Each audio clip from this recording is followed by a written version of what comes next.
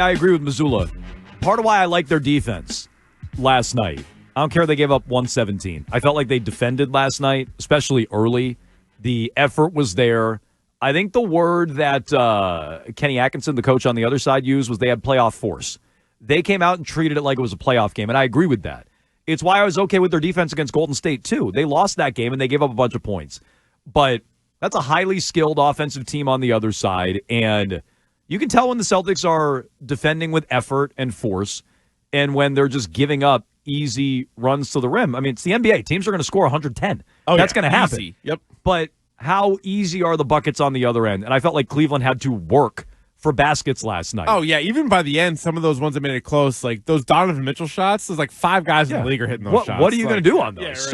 So when that's really how I evaluate their defense. Why I hated their effort night one against the Knicks is it was the effort. It was just easy, wide open paint, guys walking in and taking free layups. I hate that. And last night the Cavs had to work. Golden State had to work in their win.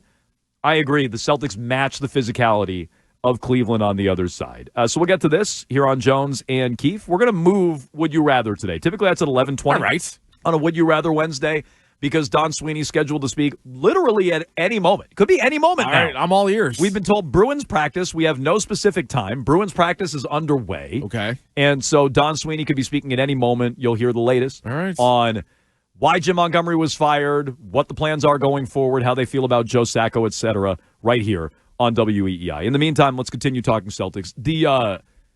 The idea that Jayson Tatum came out angry last night. I like the angry Tatum. Yeah. That's the Tatum I wanted against Golden State. Keith. Yeah, exactly. And it's one that, it's not realistic to get that guy 82 nights of the year, but you thought, all right, you got him against Cleveland, undefeated, for first place in the Eastern Conference. It's a TNT game. I usually look at those games, and I know the Celtics have a million of them, but the TNT, ESPN, ABC games, it seems like players across the league get a little bit hyped for those games. And it really was kind of like a showcase game last night, and he came out swinging and had one of his best games of the year.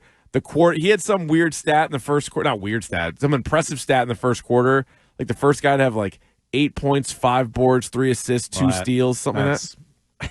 This is the difference in where we were watching, I think, last night. You were watching on NBC Sports Boston last night, Keith. We did not get, that is not a national, that was not a graphic we got on the national broadcast on TNT. No, that sounds like a weirdo. They were sure to highlight deep, that. very pro Celtics highlight that they had. First time that's happened? Yeah. I was like, I was unaware of that stat. I'll take your word for it. Yeah. Like, all right. But, no, he was great. And you could see when he's hitting his threes, as you said before, and the team is hitting their threes, it's almost comical how good they are and how demoralizing it must be for the other team. Because they really do, like, the guys that are on the floor, they fit so well together. They work so well together. And they did that even last year, their first year together. Like, I was amazed how Holiday's one thing, but even Porzingis last year, like, he and Jaylen Brown had, like, a great game together. And you're like, wow, it took Jaylen Brown and Tatum, like, 5 years to be able to work well off each other. And Holiday, White, and Porzingis just kind of, like, fit right in with these guys. And so, yeah, they were doing the ball movement was off the charts last night, and they were getting wide open threes. Yeah. Quick text, 37937. Did you get nervous at the end they could lose? Depends on your definition of the end, like not the tail end of the game. That was all. No. That didn't concern me at all. The late third, early fourth, that concerned me. Cleveland felt like they were in the game. It showed that you're like, all right, Cleveland's not dead. They're not going to just like leave because they're giving up some threes. Donovan Mitchell can help, push a team back into the game. I still didn't feel like they were going to lose. No. And also kind of surprising. Well, but in that stretch I did, the final 3 minutes is all fake. Like that's the end of an NBA game where it's like you're going to hit your free throws. They need prayer threes and they need an inbound steal. Like the tail end of the game, Cleveland was never going to win. But late third, early fourth, I was a little nervous about it. I just thought they could withstand that and then come back. And what was surprising to me is when the game got super close like that, you go back and look at it, how many times they actually went to the hoop.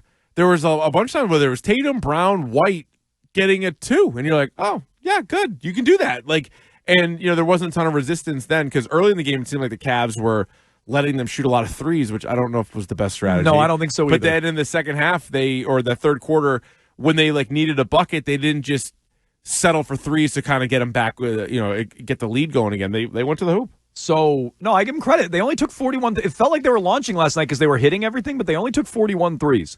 I think you saw.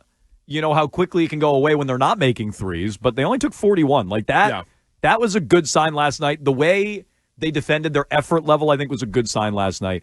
And Tatum was a really good sign. I'd have to go through every single game and really evaluate it, but that felt like his best performance last night. Yeah, I think so. Rebounding, assists, scoring, efficiency. And I love the edge he played with last night. I wish he brought that to Steve Kerr in Golden State. I wish he had that. I know. You could tell.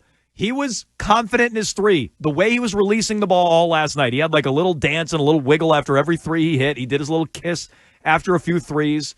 The Niang play was great.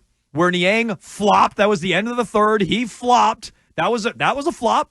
I know Tatum does plenty of crying and whining to the officials, but Tatum was right on that one. Niang flew 20 feet my God. down to the baseline. Yeah. That was a flop from that frumpy idiot. He goes flying across the paint. He's crafty. And I misspoke. He's from Methuen. I did see that text from He's Dice. not from Haverhill. That's but so Tatum, apologies to Methuen. Yeah. But so Tatum looks over the camera. He's like, "F out of here with this guy." Like I love that. I want more. No. I want more of that from Tatum. You don't get enough of it. He doesn't care enough, or at least outwardly, it doesn't look like he cares enough. No. And he floats too much. The only people he ever directs his anger at are the officials.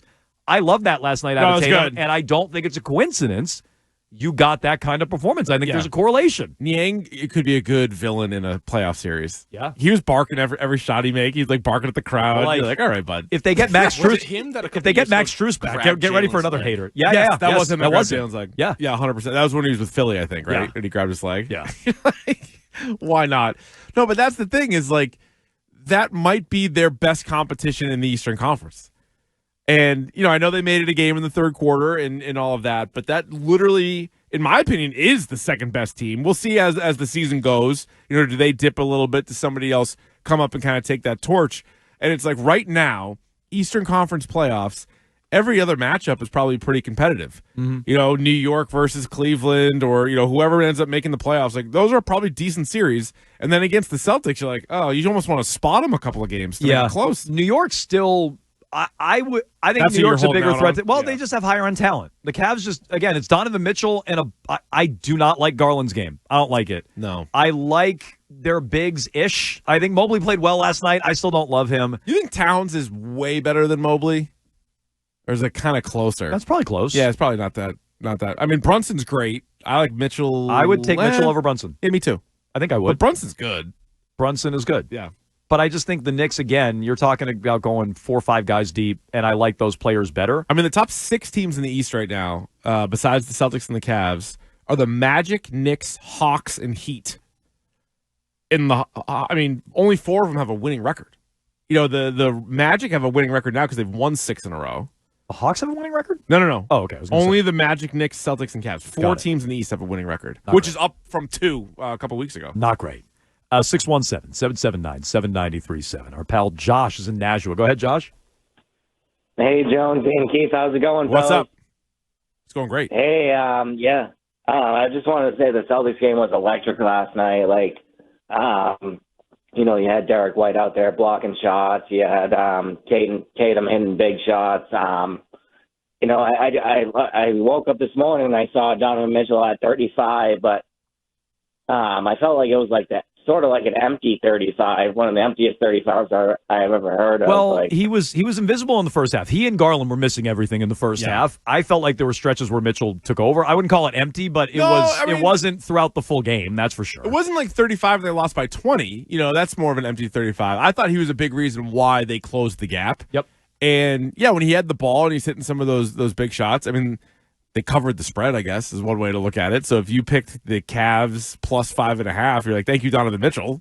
No, I thought he was pretty good overall in the game. He mentioned Derek White blocking shots. Yep. I know going into the year, his goal was to average a block a game. He's over that right now.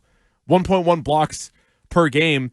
And he's kind of turned himself into one of the best defensive guards, in a while. Yeah. And you like him better than Holiday? I like them both. No, maybe I like Holiday. I do. It flips in the playoffs, though. It does. Game 1 through 82, I'll take Yeah. Derek White, his effort night in and night out. In a playoff game, I need a big stop. I think Holiday's a better defender when he's locked in. Yeah, I guess. And maybe he's older, Even if so he's he saves it a little bit more. That's what I'm saying. So Even to if your he's point, lost a step or even yeah. like a step and a half from his prime, when Holiday locks in and if he's saving it for the post, you saw it last year. Those Indiana games, you saw it last year. But I think they're the 2 best defensive guards in the league. They might. It's pretty crazy because White's blocking these shots, and then you're right, Holiday plays so much bigger than he is, or like height-wise. You know what I mean? Like he can guard a bunch of different spots. But yeah, they got to be a nightmare for guys going up against them. I mean, that's Trae Young from a few weeks ago, what it's like going up against those guys. One guy we've not mentioned today, text line has been calling it out, and it's true. Horford was great last night. Horford was awesome. 20 points, 7 rebounds, 4 threes, 3 blocks. Plus 18, best on the team. Horford was great. Yep. And so this is why I say they don't need Porzingis. I don't know if you're going to get games like that in the NBA Finals with Horford, but... No, but I think he even proved last year, like, there's a game or two per series. Yeah. You can't rely on it for all of them. But that's what Brown and Tatum are for. Like, Brown and Tatum need to be good every game. And then if you have the Derek White game, you win a series. You have an Al Horford game, you win a series. You might even have a Peyton Pritchard game the way his season's going. Yeah. And then you become kind of unbeatable because you should have the two constants. And, even Derek White has sort of flirted with being like a third constant. You know what I mean? Like a guy that you're like, all right, well, you're going to get his points and his production. And then you have like Holiday, Horford, the guys on the bench become sort of like the others. You see White after the game last night with his Sam Adams beer? Yeah, is he going to get fined for that? I don't know. It's a good question. Tatum should pay it if he does. I was going to say, because that's a stupid rule, but I feel like if it's not Gatorade. Yeah, if it's not endorsed by the league. Well, Tatum, and it just shows you how much of maybe he was kidding around, but like what a corporate shill Tatum is to like move it out of the way. He's like, have this. I like Derek White. Talk about relatable. Yeah. Wins a big game, has a couple brew dogs, goes home. You covered the that. Celtics when Sheed was here. That was Sheed's move. Sheed was chugging down a couple of brew dogs, standing there talking to the media after games. I loved in the locker room. It was the best. He's the man. I didn't like him so much in Game 7 of 2010 against the Lakers. Sucked. I think those beers came back to bite him. Get a rebound. But get all rebound. But I did very much enjoy talking to him, and I loved after a game standing in his locker popping Bud Lights right in front of you. Love that. That was great. Uh-huh. Very relatable. Yes. From Derek White. And I like how Derek White's like, well, this is what you should be drinking after the game. Tatum's like, yeah. He's like, I think so. I don't know. It's like, I'm getting paid for it. I don't know. It works for me. Pretty good. 617-779-7937. You can jump in here on the Celtics, their big win last night. Anybody